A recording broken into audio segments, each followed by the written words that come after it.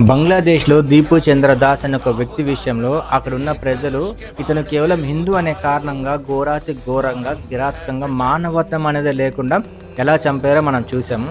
And అలానే బంగ్లాదేశ్‌లో హిందువులు ఎవరైతే ఉన్నారో వాళ్ళ మీద కూడా దాడులు జరుగుతున్నాయని చెప్పేసి మనం న్యూస్‌లో వింటున్నాము, చూస్తున్నాము. అయితే దీని మీద చాలామంది అయితే రెస్పాండ్ అయ్యారు. ఆంధ్రప్రదేశ్ డిప్యూటీ సీఎం పవన్ కళ్యాణ్ గారు కూడా చెప్పారు. అండ్ అలానే ప్రియాంక గాంధీ గారు కూడా చెప్పడం అనేది జరిగింది. గవర్నమెంట్ ఆఫ్ ఇండియా రెస్పాండ్ అయ్యి దీని మీద యాక్షన్ తీసుకోవాలి అన్నట్టు. ఆఖరికి నేపాల్‌లో ఉన్న ప్రజలు కూడా బంగ్లాదేశ్‌కి అగెయిన్స్ట్‌గా అయితే ప్రొటెస్ట్‌లు అయితే చేస్తున్నారు. అయితే గవర్నమెంట్ ఆఫ్ ఇండియా స్ట్రాంగ్‌గా రెస్పాండ్ అయ్యే ముందు మీకు కొన్ని విషయాలు అయితే చెప్పాలి.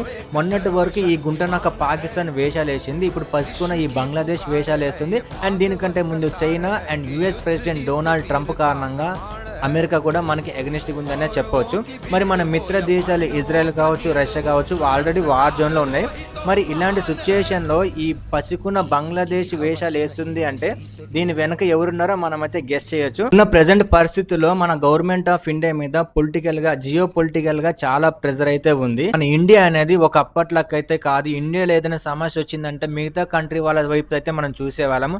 ఇప్పుడు అలాంటి అవసరం అయితే లేదు. మన సొంత డిసిషన్‌లు మనమే తీసుకునే పవర్ అయితే మనకైతే ఉంది. పసికున్న బంగ్లాదేశ్ గురించి చెప్పాలంటే మనం అనేవాళ్ళం లేకపోతే, మన భారతదేశం అనేది లేకపోతే ఈ బంగ్లాదేశ్ అనే కంట్రీ లేదు. ఆ విశ్వాసం మర్చిపోయి అయితే ప్రవర్తిస్తున్నారు. సో, సరే ఓకే పర్లేదు. ఇప్పుడు 7 సిస్టర్స్ ఏవైతే ఆక్యుపై చేస్తా అన్నారో మన భారతదేశంలో, అక్కడున్న ప్రజలు ఏమంటున్నారంటే, మాకొక 7 డేస్ ఇయ్యండి. అక్కడ బంగ్లాదేశ్ అనే కంట్రీయే లేకుండా చేస్తాం అన్నట్టయితే మాట్లాడుతున్నారు. వాళ్ళక్కడెక్కడో వాళ్ళ ప్రజల్ని రెచ్చగొడుతున్నారు కదా అని చెప్పేసి, మన ప్రజల్ని మనమైతే రెచ్చగొట్టలేం కాబట్టి, మన ఇండియా చాలా డిప్లొమాటిక్‌గా అయితే డీల్ అయితే చేస్తుంది. ఖచ్చితంగా కౌంటర్‌కి ఎన్‌కౌంటర్ అయితే ఉంటుంది. అక్కడ ప్రైమ్ మినిస్టర్ నరేంద్ర మోదీ గారు అపర చాణిక్య. అక్కడ కూర్చున్నది నార్మల్ వ్యక్తి అయితే కాదు.